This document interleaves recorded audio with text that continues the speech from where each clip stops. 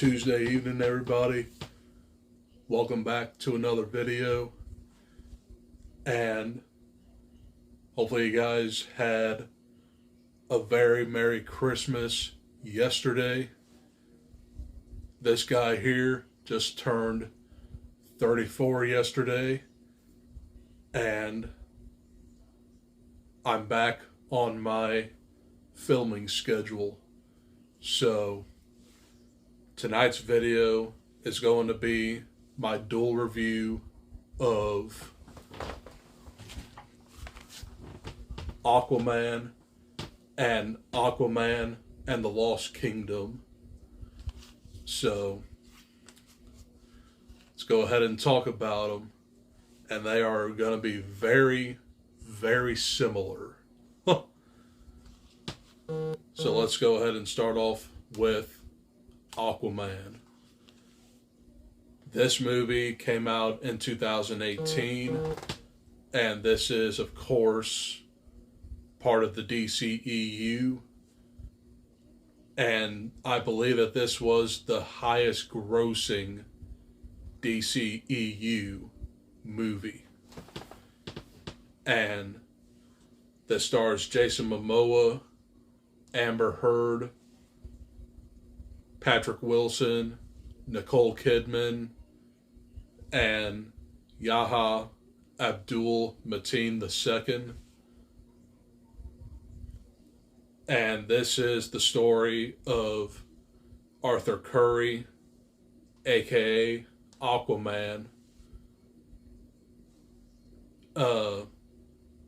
realizing that he is the heir to the throne of Atlantis. So his half-brother, Orm, played by Patrick Wilson, challenges him to become the rightful heir of Atlantis. So they do fight, but Aquaman's trident breaks, so he has to find the original king of Atlantis, Atlan. He has to find his trident to finally overtake Orm. And he does do that, but you also get the subplot of Black Manta, which is Yahya Abdul-Mateen II. And he is a mercenary who had his team kill a random submarine full of sailors. And Aquaman just leaves his dad to die. So Black Manta is on the path of revenge to kill Aquaman. This is only the second time that I've ever seen this movie, and I thought it was very good the first time, but after the second time, I think I found it to be just okay.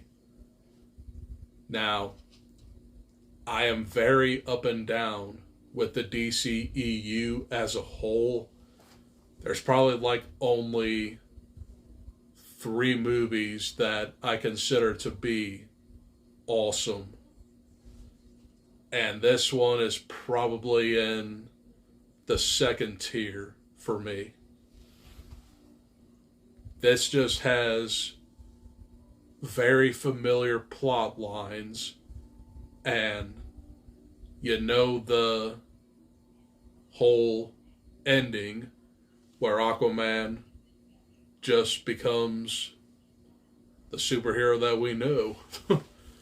We've seen that many, many times, not only in the DCEU, but also the MCU.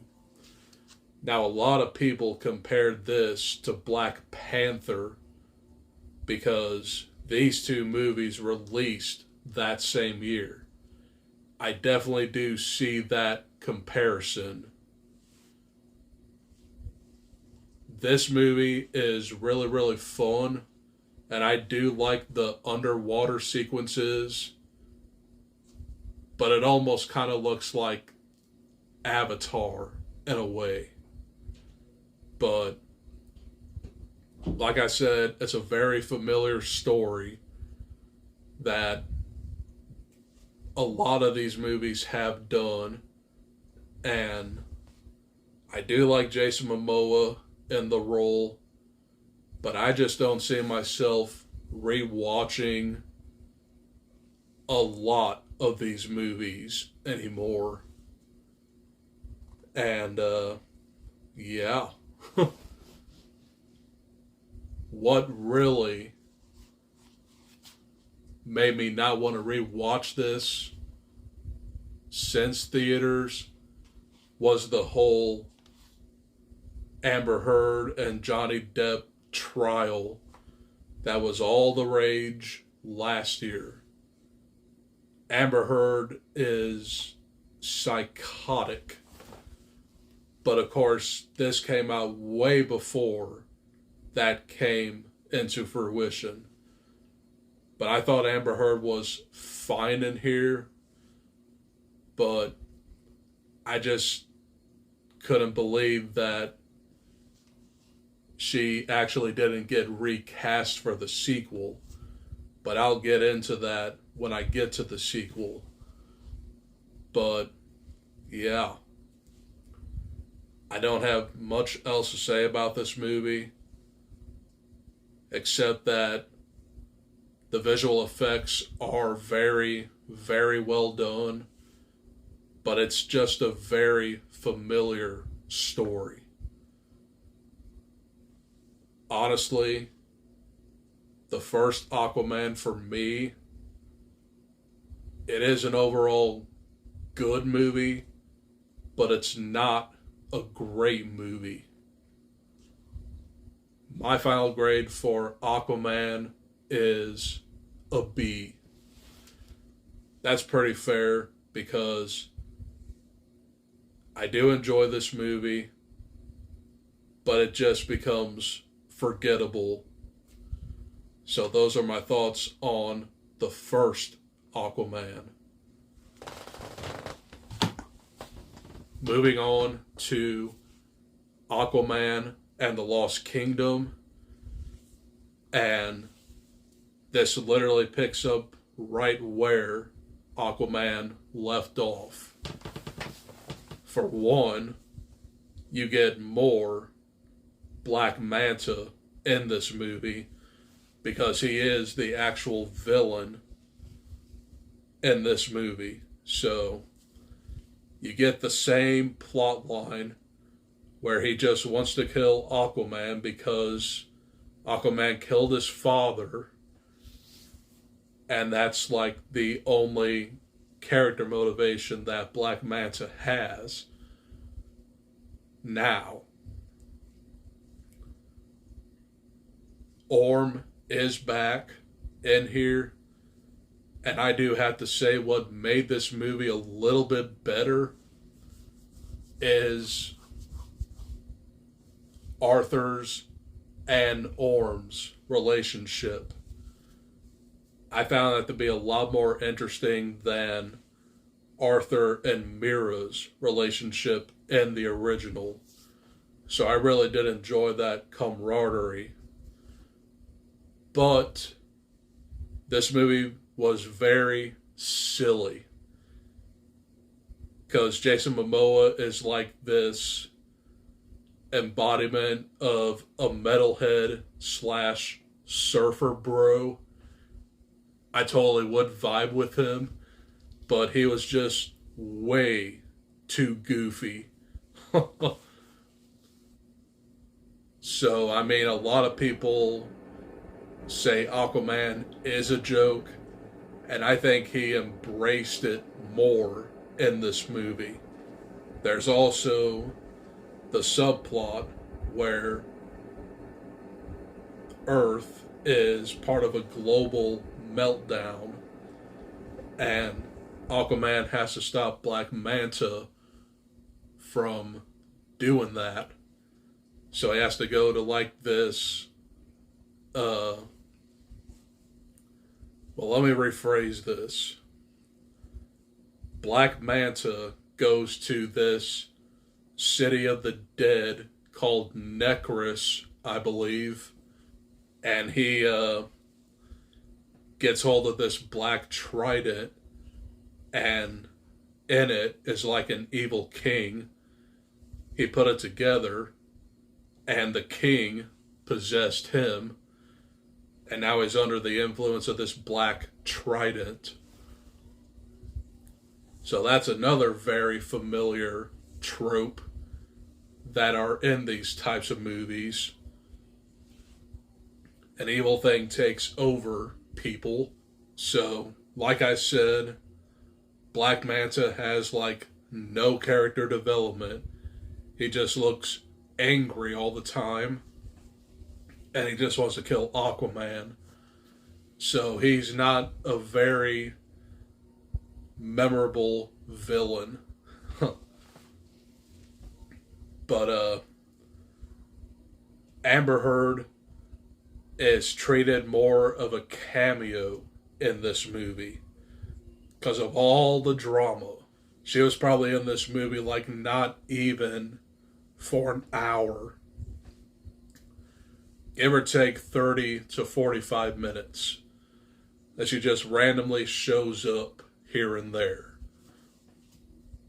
Now, the underwater sequences looked a little bit weaker in this movie, and there weren't a lot of underwater sequences in this movie because a lot of it takes place on land. Because Arthur and Orm have to go to this lost kingdom to find the trident again, I think. And then Aquaman fights to the death with Black Manta, but Black Manta like lets go and sacrifices himself. I don't even know where I'm going here. But yeah, not much else to say about this. And I do have to say, it ends on a whimper. So, the DCEU basically stopped. And this movie really didn't do anything to let you know that the DCEU is ending, because this is treated as a solo Aquaman movie, which is kind of a positive because there were no forced cameos from Batman or Wonder Woman. That got to be a little bit much, and that was apparent in The Flash. So, overall, this movie was fine, but I still thought it was weaker than the first Aquaman. So I would give Aquaman and the Lost Kingdom, I'd give it a C. So, yeah. That's all I got for this video. Hope you guys enjoyed. And we are getting down to the nitty-gritty on the end of the year. I'm probably going to go see my last official movie of 2023 tomorrow, and that will be The Iron Claw. So I'm hoping to give you guys my review on that tomorrow. So stay tuned for that. And I am also hoping to give you guys at least my top 10 best movies by the weekend. And then some of the other videos will probably like go into like the first week of January. So just got a couple more videos to film for 2023, and that'll be a wrap. So That's all I got for this video. I'll see you guys in the next one. Adios. Peace.